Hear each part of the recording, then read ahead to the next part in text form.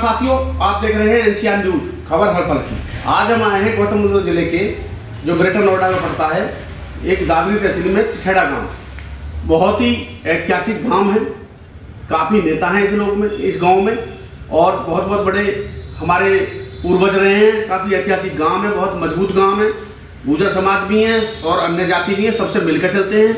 यहाँ पर हमारे श्री जयवीर फौजी जी जो प्रमुख दावेदार हैं ग्राम प्रधानी के लिए, वो बहुत ही समाज सेवी हैं।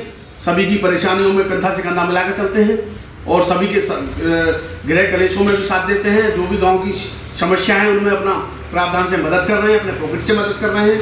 आइए इनसे उनके आवास पर बैठी है एनसीआर न्यूज की टीम, करती है बातचीत। जी बाबू जी, सुना। सभी को मेरा राम राम। मेरा नाम जयवीर फौजी है जी।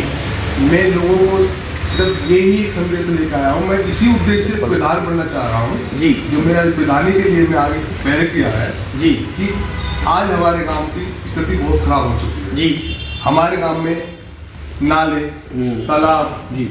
और उसके बाद बच्चों के पढ़ने की स्थिति बहुत खराब हो चुकी है। अच्छा अच्छा। जैसे कि अब की बात बरसात के दिनों में जी। जैसी बरसात हुई तो तालाब में इतना पानी भर गया कि उनके जो रिश्तेदार हैं वो उनके घर तक नहीं पहुंच पाए और रास्ते से ही वापसी चले गए। अच्छा अच्छा। और उसके बाद मैंने ये सोचा, उनकी जैसे मैंने देखा और सुना जी कि ये कितनी हमारे गांव की बहुत बुरी बात है जी। और हमारे गांव में जैसे कि शमशान में जाने के लिए बहुत गंदा रास्ता हो चुका है। अच्छा जी। जैसे शमशान में जाने के लिए बाहर के लोग भी हमारे जब उसमें शमशान में जाते हैं तो वे इतने बड़े गांव होने के बावजूद भी यही सोचते हैं कि इतना अच्छा गांव होने के बावजूद भी इस गांव के अंदर कितनी गंदी पोजीशन है जी। क्योंकि रास्ते में जाते हैं तो धूल, मिट्टी और रास्ता जाने के लिए ठीक नहीं है। मेरा तो यही है कि ये जो आज की डेट में जो रास्ता जो शमशान जाने के लिए सबसे बेस्ट होना चाहिए।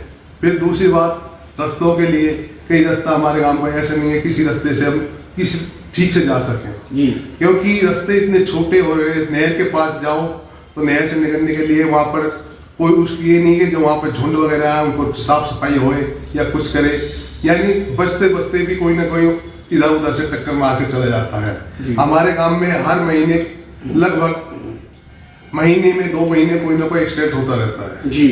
वो कि एक नहर के जो कि एक नहर का रास्ता उस पर, बिल्कुल बिल्कुल, जबकि नहर के रास्ते पे ऐसी चीज नहीं होनी चाहिए। उदाहरण के तौर पे मेरे साथ हुआ और एक हेमी का लड़का है, शान का पोता जी जी, जिसका बहुत जबरदस्त एक्सीडेंट हुआ। जी जी। तो इन चीजों का कोई ध्यान ही नहीं दे रहा है। बिल्कुल, ये ध्यान देने वाली बात है। और गांव में जैसे कि लाइब्रेरी की व्यवस्था होनी चाहिए जी जी, छोटे बच्चों के लिए। बिल्कुल। अगर छोटे बच्चों को लाइब्रेरी की व्यवस्था हो तो हमारे गांव की जड़ मजबूत होगी क्योंकि वो ही आगे चल के भविष्य पैदा करेगा। बिल्कुल बिल्कुल, ठीक है, क्योंकि वो हमारे भविष्य है। जी। जब उनकी हम पढ़ाई पर ध्यान नहीं देंगे तो आगे चल के वो क्या करेंगे? बस 2 ड्यूटी कर सकते हैं, या सिक्योरिटी गार्ड में या वेयर हाउस में। बिल्कुल सही है। अगर हम उनकी पढ़ाई अच्छे से करें, अगर हम अच्छे से प्रधान को नियुक्त करें और वो प्रधान हर मोहल्ले में अच्छी लाइब्रेरी की व्यवस्था करे तो आज हमारे बच्चों का जो उज्जवल हो सकते हैं, बच्चे हमारे भविष्य उज्जवल हो सकता है। भविष्य उज्जवल हो सकता है। जी जी। बाबूजी, और मैं आपसे पूछना चाहूंगा, जैसे बता रहे थे यूनिवर्सिटी ने आपका गांव गोद ले रखा है, तो उसके बारे में भी 2 शब्द हमारे साइड से। देखो जी, यूनिवर्सिटी ने हमारे गांव जैसे गोद ले रखा है। यूनिवर्सिटी की कुछ शर्तें हैं। उन्होंने ये बोल रखा है कि हम तुम्हारे गांव में लाइट फ्री करते हैं जी, जबकि 3-4 योजना हो चुकी, आज तक किसी भी प्रधान ने ये करने की कोशिश नहीं की कि हम गांव में लाइट फ्री कराएं। जी, मतलब वहां तक नहीं पहुंच पाए। वहां तक नहीं पहुंच पाए। वो सिर्फ अपने तक सीमित रहे और उन्हें कभी उन्होंने यही नहीं आगे बढ़ाया कि गांव की लाइट फ्री होनी चाहिए। जी। मेरा ये विचार है, अगर यूनिवर्सिटी ने ये वर्ड बोले हैं तो मैं पूरे गांव को ले जा करके हर मोहल्ले से ले जा करके उनके पास बोलना है, जब तुमने हमारा गांव गोद ले रखा है तो इसको गोदनुमा काम करिए। हमारे गांव में लाइट फ्री करनी चाहिए, हमारे गांव के लिए लाइब्रेरी की व्यवस्था होनी चाहिए बढ़िया से, हर मोहल्ले रास्ते से ही होने चाहिए। उसके बाद में एक छोटा सा क्लिनिक ऐसा होना चाहिए जिसमें 5-7 बेडों की व्यवस्था हो। बिल्कुल। और वृद्धा पेंशन के लिए भी जरा बताएं। देखो, ये वृद्धा पेंशन की आज की डेट में इतनी बड़ी पोजीशन है जी, बहुत बड़ी पोजीशन खराब हो रखी है। जैसे कि अभी जो 60-70 साल, मैंने 60 से तो शुरू हो जाती है जी, जो 80 साल तक हो चुके हैं उनकी आज तक पेंशन नहीं बनी जी। जैसे उदाहरण के तौर पर राम प्रसाद कसाना, जी, जी। उसके 2 मिसेज है, वो बेचारे उसके घर में कोई नहीं है कमाने के लिए, बच्चे पढ़ते हैं, लेकिन वो उसके घर में आज तक किसी प्रधान ने जाकर ये नहीं देखा, जबकि बार बार प्रधान का चुनाव होता रहा है, क्या उसको ये नहीं दिखाई दिया किसी प्रधान को कि इसके बारे में कुछ सोचें, इनकी पेंशन बनवाएं, इनका आयुष्मान कार्ड बनवाएं। ये तो मैं एक उदाहरण दे रहा हूँ, ये ऐसी हमारे गांव के अंदर 80% लोग हैं जिनकी आज तक पेंशन ही नहीं बनी। अरे गांव के प्रधान का ये होता है, जो भी कोई योजना आती है उसको गांव में बताए, उसको गांव में आगे बढ़ाए। कोई योजना तो योजना, जो योजना छोटी मोटी है उनको नहीं बता रहे, गांव की ये पोजीशन हो रखी है। मेरे तक हाथ जोड़ के पूरे गांव से ये निवेदन है कि अब की बार किसी भी प्रधान को चुने, ऐसे प्रधान को चुने जो कि गांव के लिए बढ़िया और अच्छा हो। ऐसे प्रधान को ना चुने जो गांव के लिए नहीं, अपने जेब के लिए हो। जी आए तो दारू की बोतल बांट के उसने प्रधान बन गया। जी जी, लेकिन कल को उसने ये नहीं देखा कि इसकी क्या पोजीशन है, इसकी क्या स्थिति है। बच्चों को नशे की तरफ ले जा रहे हैं लोग, ये जो बच्चों को जनरेशन है जो आपकी, आज जब बच्चों को हर बार जितनी बार भी होता है, ये जो दारू बढ़ती है, ये दारू जो बढ़ती है, आज दारू बढ़ती है तो हर बार कम से कम 5-7 नहीं दारूबाज बच्चे पैदा हो जाते हैं। बिल्कुल, हर योजना में 10-20 बन जाते हैं। अब वो भी इतने आदि हो जाते हैं कि वो दारू बगैर रह नहीं सकते। उनकी माँ से जाके पूछो, जिनके बच्चे दारू पीते हैं, जो सुबह शाम तक उनको रात को नींद नहीं आती उनकी माँ को। बिल्कुल ठीक है।